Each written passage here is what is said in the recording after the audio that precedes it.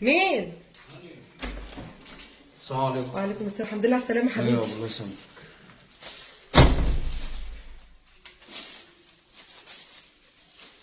الواد ابراهيم فين؟ جوه اهو.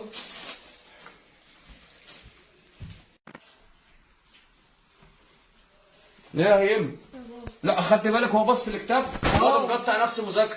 عمل ايه في الامتحان؟ جاب 15 من 20. 15؟ اه. ايه يا هيم؟ يا عم مش وقته بالله عليك، ما انت جايب 15 انت عمال فيها منهمك في المذاكره. ايه 15 دي يا هيم؟ يابا ما تشد على الواد ده شويه. حاضر، المرة الجاية ان شاء الله هيقفل ان شاء الله. عارفين ابو طلعان عينه في الشغل. حاضر. ايه يا هيم هينفع يابا؟ سيبك منه وكده كده ان شاء الله هيتظبط. انت في اكل ايه النهارده؟ والله ما قدرتش اعمل اكل النهارده، بس في عيش وجبنه اجيب لك؟ لا عادي خلاص، والله زي ما يكون كان قلبي حاسس، كلت في الشغل اصلا. ما علينا. انت يا اسطى ايه الدنيا معاك؟ ايه 15 دي؟ ينفع؟ مش تشد حالك شويه؟ بقول لك انا تعبان وهو مريح. لا تريح ايه؟ احنا عايزين نروح نقعد مع بنت خالتي شويه. خالتك اشمعنى؟ انا ضربت في دماغك دلوقتي بنت خالتك اه يعني. وحشاني ومش رحنا لها من زمان ومقصرين معاهم يا حماد، وبعدين جوزها صاحبك يعني. طب تخليهم انا تعبان وعايز انام شويه طيب. لا والنبي يلا انا زهقانه، يلا نتمشى نروح عليها شويه. طب الجو بره وهات لي اي حاجه بس البسها التيشيرت ده. بسرعه. ماشي حاضر. ايه يا ايمن؟ مش اتفقنا ابا تشد حيلك شويه عشان اجيب لك العجله اللي انت عايزها؟ اقسم بالله ابوك طلعني عينه في الشغل يا عم عشانك يا عم. خد يا حبيبي. هتقعد تذاكر هناخده معانا؟ اه طبعا. طب يلا يا عم هنروح عند عمك كمان. سيب الكتاب دلوقتي ما تيجي يلا. وتذاكر. يلا يا ادي يا إيه. عم قطع نفسه مذاكره الواد. يلا يابا. مين؟ ازيك يا معلم عامله ايه؟ وحشاني والله. الحمد لله. الله يخليك. اتفضل. لكم ايمن. اتفضل يا عامله ايه ابراهيم. يابا؟ اتفضل. الحمد لله. ابو ايمن هنا؟ اه صحيه اهو بس. ماشي يا حبيبتي. خش يا عم. معلش تعبك معايا يعني، جايب لي 15 في الامتحان. 15 هم يا دوب 15 دول يا دوب يودوكوا الحمام. انت عمال خلاص تضحك يا مش حماد. عارف. خلاص انت عمال تضحك مش عارف بتضحك على ايه. نورتنا والله. ده نورك يا ابو عامل ايه يا ايمن؟ ابو ابراهيم؟ الحمد لله والله انا تمام. جنبي حبيبتي انت والله انت وحشاني. وحشاني. اه انا بقى اقعدوا ناموا بقى. اقعدوا فين يا بنت ابو ايمن يا يا ابو بنت؟ ابراهيم ايه يا عم؟ عامل انت ايه؟ يابا نايم ولا ايه؟ دايما يا هيما تعالى يا عم اقعد يا عم. عامل ايه؟ ايه يا حبيبتي عامله ايه؟ الحمد لله. ابنك جاب كام في الامتحان؟ والنبي يا اختي جاب 15 من 20. 15؟ ده انا ابني جايب 19 وابوه كان هيضربه لولا انا حشت عنه وقلت الواد تعبان. ايه يا اختي شد على الواد شويه، ده انا ابني ما شاء الله عليه اصلا عمره ما جاب 19 ولا نص ولا درجه. ده المره المرة دي الجايه أحسن هيقفل ان منه. شاء الله. يقفل. جامده ده يا ابني اسطى شاطر قوي. سيبك بسم الله ما شاء الله لا شكلها جامده عليك. الولد عمل ايه في الامتحان؟ ابراهيم حلو يا عم الحمد لله جاب 15 ايه؟ 15 15 من 20؟ اه. ما تشد يا عم عليه شويه. هشد ده على انا عندي هموته ايمن يعني. ايمن عندي ما شاء الله بس اول مره ينقص جاب 19 من 20 مره. يا عم ربنا يخليه لك ويطرح فيك على طول بركة يا عم. بيقفل. شد على الواد شويه. حاضر يا عم هشد عليه حاضر. يا هيم روح يا حبيبي العب مع ايمن صحيه هتلاقيه نايم. خش يا عم يلعب صاحبك معاه. نام صحي والعب معاه. روح يا عم. ايه يا اختي؟ ايه؟ انت مالك كده كل ما اشوفك الاقيكي لابسه نفس العبايه؟ ده انا بلبس العبايه ما بلبسهاش تاني من كتر الهدوم اللي عندي. ده كل شويه اقول له عندي يقول لي لا ويروح يجيب لي بالثلاث عبايات والاربع عبايات ويرميهم في الدولاب هيقع من كتر الهدوم. والله يا اختي انا عندي العبايات كتير، جوزي مش حارمني من حاجه، ربنا يخليه يا رب. عندك كده انا ما بشوفكيش الا بدي. ده ربنا يخليه يا رب مش حارمني من حاجه. صح يا حبيبي؟ ماشي اه يا روح. ربنا يخليك ما لي يا تحرمش رب. منه. اه ربنا يخليكم لبعض. بعدين انت ايه روح على حالك كده اصرف. ما انا بصرف يا عم. فين يا عم شايفك بتصرف ولا مهتم بالولا اهتم بلبسك شويه. كل ما تصرف ايه ده انا كل ما اشوفك لابس التيشيرت والبنطلون. طب وايه يعني يا عم انت حدش اصرف يا عم شويه. هو وحشين يعني؟ لا اله الا الله اصرف. لا اصرف اما على طلع البيت. سهلك يابا عشان معاك. قلبي ده ربنا يخليه لي يا رب. ما انت اخر مره رحت عند امك كان امتى؟ من فتره كده. يا لهوي ليه مش بوديك عند امك ولا ايه؟ لا يا شيخه والله هو مش محيشني عنهم. استنى هوريكي. ابو ابراهيم ايه يابا؟ والنبي يا حبيبي عايزه اروح بكره اقضي اليوم مع ماما. بكره؟ اه. بكره؟ اه. لا بكره ما اقعدكيش ان شاء الله. يبقى يا اما بعد بكره يا اما الاسبوع الجاي ان شاء الله. بكره لا ما اقعدكيش. يا خبتك يا بكره يا بعد الاسبوع الجاي بدل ما يقول لك قومي دلوقتي اوديك عند امك. شفت يا اختي الكلام ده لا بقدرك ولا بسمع كلامك. طب شوفي بقى يا حبيبي يا كيم يا روح. عايزه اروح عند ماما يا يا حبيبي. لهوي عينيا لما اوديك على دماغك تسمري يا روح. ربنا يخليك ليا يا رب. يخليكي ليا. كلام يا اختي. الله يسهل لكم شفتي؟ يا رب. الله يسهل. ماليش غيرها يا حبيبي. يا عم ربنا يخليكم لبعض. بقول لك ايه يا حبيبتي؟ ايه؟ في جمعيه تخش فيها؟ لا وانا مش هيتبقى معايا فلوس. ده ب 1000 جنيه ولا 1000 جنيه ايه؟ اكيد هيتبقى معاكي 1000 جنيه. لا مش هيتبقى معايا. ده 1000 هو ايه اللي مش هيتبقى معايا؟ مش بتبقى معاكي 1000 اللي مش بتديكي مصروف ولا ايه؟ لا بتديني. النبي ولا شكله بيديك ولا حاجه ملوت كبدك شكل. ده كمال كل شهر يجي يرمي ال 10000 في حجري ويقول لي اتصرفي اتصرفي انت.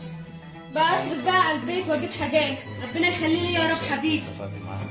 حبيبي ده ربنا يخليه لي. امال انت عامل بس طمني. انا والله الحمد لله. ايه بس حلوه الجلابيه دي رايقه عليك. انت حبيبي. بقول لك ايه يا كمال، ايه يا روح. هقوم بقى اجهز كده لقمه لابو ابراهيم وام ابراهيم. خلاص ماشي. اجهز لهم الغدا. ماشي. لا انا اتغديت والله لا الحمد لله. الغدا معانا. يا عم حظك حلو، عندنا لحمه هجيب لكم لحمه. لا انا اتغديت والله الحمد لله. والله اللحمه جوه حد. لا ماليه النبي الدنيا. حظك حلو يا بيه، عندنا لحمه ومرميه جوه مش لاقي حد ياكلها. لا لسه متغديه لحمه يا اختي. لحمه والنبي شكلك ما بتشوفيها. ده كمان كل اسبوع يجيب 5 كيلو 6 كيلو يرموهم في الثلاجه ويقول لنا كل ناكل بقى، ما ناكلش نرميها نوزعها نديها لاي حد. ده احنا عندنا اللحمه كتير مش عارفين نوديها فين. يا عم مش بيقول لك لحمه بقى شايفك خاس اصلا شايفك مش بتاكلها. ليه يا عم ما باكلش ليه يا عم؟ والله واكل الحمد لله واكل.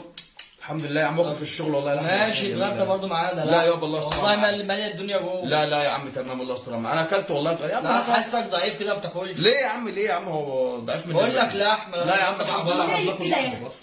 انا حاساكي هفتانه كده ومش قادره كده تتكلمي. انت ما بتاكليش ولا ايه؟ ليه يا حبيبتي والله باكل. ليه انت شكلك عايشه على العيش والجبنه؟ بتاكليش ولا لحمه كده بترم العظم كده والسمك والحاجات الحلوه؟ ايه يا اختي في ايه؟ على طول كده حاسه ان انت هفتانه تعبانه مش قادره تقفي. ايه يا اختي ما اطلبي منه كده خليه يجيب لك اكل وكل.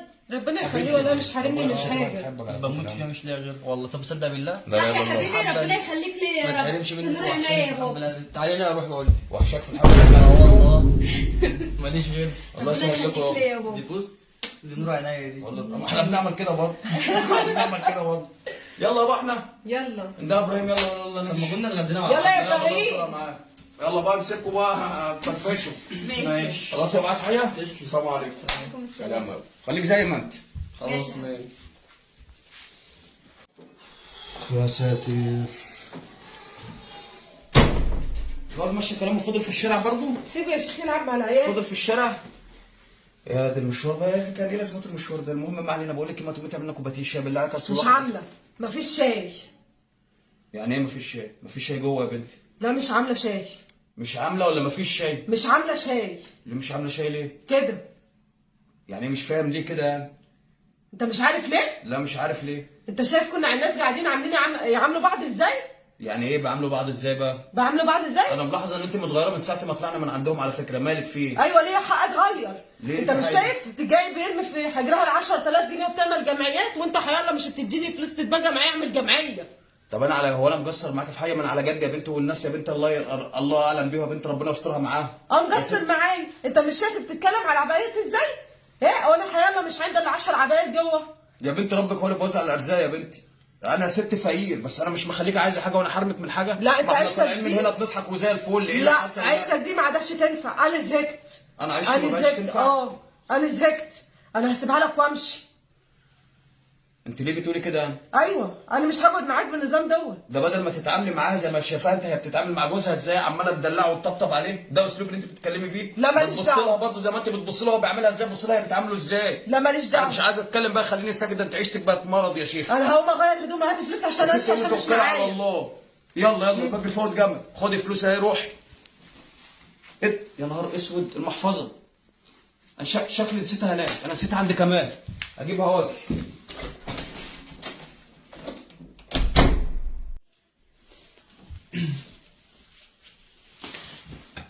ايه دي؟ شكرا محفظة حماده نسينا دي. بتغدى بروح قدام. ام ايمن ايوه اكل مش جاهز الاكل ليه؟ اكل ايه ده ان شاء الله؟ انت صدقت ان في اكل ولا ايه؟ اهو بس خلك عيش واجيب لك حته جبنه ولا شويه ملح. تتصرفش فينا يا اكل. اكل ان شاء الله. انت صدقت ان في لحمه جوه ومش لاقيين حد ياكلها؟ لا تكون صدقت الفيلم اللي احنا لسه عاملينه ده. لا يا اخويا احنا دافلينه سوا. كنت صدقت يا اخويا احنا دافلينه سوا. اجهز اكل ايه؟ طب ماشي شوف اي فلوس وتصرفوا وانزل هات لنا اي اكل من ده. فلوس ايه دي ان شاء الله يا اخويا؟ فلوس ايه اللي انزل اجيب بها اكل من تحت؟ انت صدقت ان في فلوس ولا ايه؟ صدقت ان في فلوس يا اخويا؟ صدقت ال 10000 اللي بتديهم لي في حجر ولا صدقت ان انا عامله جمعيه؟ لا يا اخويا الكلام اللي قلناه دوت انساه خالص. ده احنا مش لاقيين الجنيه. انت يا اخويا الكلام اللي قلته دوت. ده انا الجلابيه بلبسها وبغسلها والبسها ما عنديش غيرها. اقل واحده في اخواتي يا اخويا. ركز يا اخويا شويه. ما اشوف مين. شوف مين بقى. ده الباب مفتوح حتى. اللي سايبه الباب مفتوح حاجه. السلام عليكم. تعالى يا حماده اتفضل. ايه يابا؟ ده حماده يا كيمو، تعالى اتفضل، ده هو قاعد جوه اهو. المحفظه بتاعتي بس نسيتها. تعالى اتفضل، هو قاعد جوه اهو. السلام عليكم. اتفضل يا حماده. ايه يا عم؟ تعال.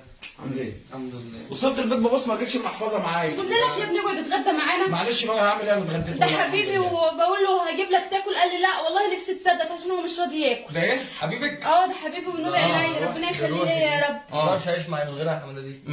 ربنا يخليكم لبعض. والله نفسي تصدق عشان هو مش عايز ياكل، زعلان ان هو مش عايز ياكل. بتحبوا بعض الدرجات دي يا ابني؟ لو ايه ماليش غيره في الدنيا ما يا ابني، بعرفش اقعد اللي هو جنبي كده، مش لاقي غيري في الدنيا. والله ولا عمرنا اتخانقنا ثانيه حتى، ولا نزعل من بعض ولا عن على فكره انا واقف قدام الباب من 3 دقايق. انتوا الاثنين حسبي الله ونعم الوكيل فيكم. انتوا الاثنين خرابين بيوت. انا سامعك من اول وانتوا بتقولوا له، هو كان بيقول لك عايز اكل، انتوا بتقولوا له مفيش اكل هجيب لك عيش وملح. اوعى تكون صدقتي نفسك، ده احنا بنرسم على الناس. وانت بتقولي لمراتي ده كل يوم يجيب لي 3 4 عبايات وعند الدولاب هيقع من كتر الهدوم، وانت اساسا بتقول انا بغسل الجلابيه والبسها. ليه بتعملوا في الناس كده يا عم؟ ما تعرفوش ان على فكره انا سايب مراتي في البيت غضبانه واقفه على الطلاق بسببكم. حسبي الله ونعم الوكيل فيكم. مش هقول غير كده. السلام عليكم.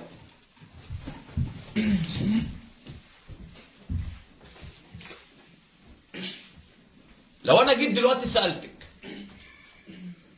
وقلت لك ايه اكتر ست في حياتك ممكن تكون موجوده في حياتك تحاول ان هي تخرب بيتك او توقع بين جوزك، ممكن تعمل ايه؟ اللي هتقولي هتشتم، ولا هتقولي هتلقح، ولا هتقولي هتعمل لي عمل؟ لا. اكتر واحده ممكن تخرب عليك عيشتك الست الكياده، ودي هتلاقيها يا اما في عيلتك يا اما في عيله جوزك. والجديد بقى ان في رجاله طالعين اليومين دول برضه كيادين لاحقين ستاتهم. الناس ده انا بقول لهم حسبي الله ونعم الوكيل فيكم. انتوا على فكره ممكن بكلمه تخربوا بيوت، ممكن بكلمه تخربوا بيوت. تقابلك ابنك عمل ايه في الامتحان، تقول لها ابني جاب 18 من 20، تقول لك يا وكسه ده انا ابني جاب 20 ولو في 20 كان ممكن يعدي. تقولش البت يعني مخلفه احمد زويل. تقوم انت تروحي تكرهي ابنك وتكرهي عيشتك. وانت تلاقي واحد جاي يقعد معاك في رجاله كيادين برضه، زي ما في ستات كيادين ممكن يخربوا بيوت.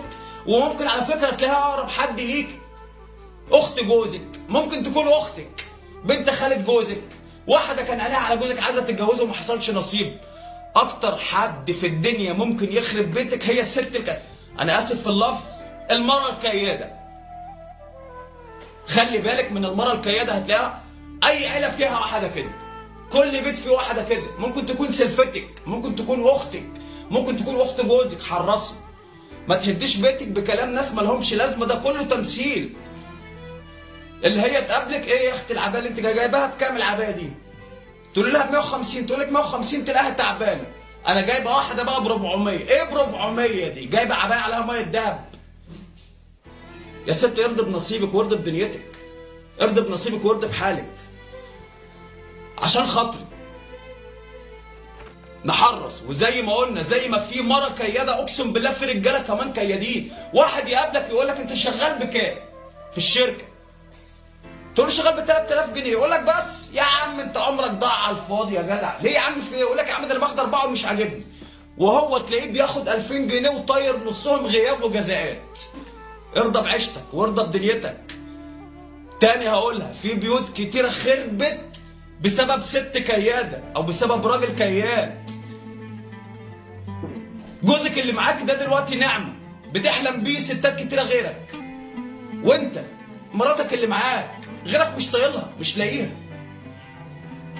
انت دلوقتي متجوز ربنا يخليكم معاك عيال، غيرك وصل 40 سنه يا جدع ولسه ما اتجوزش يا جدع.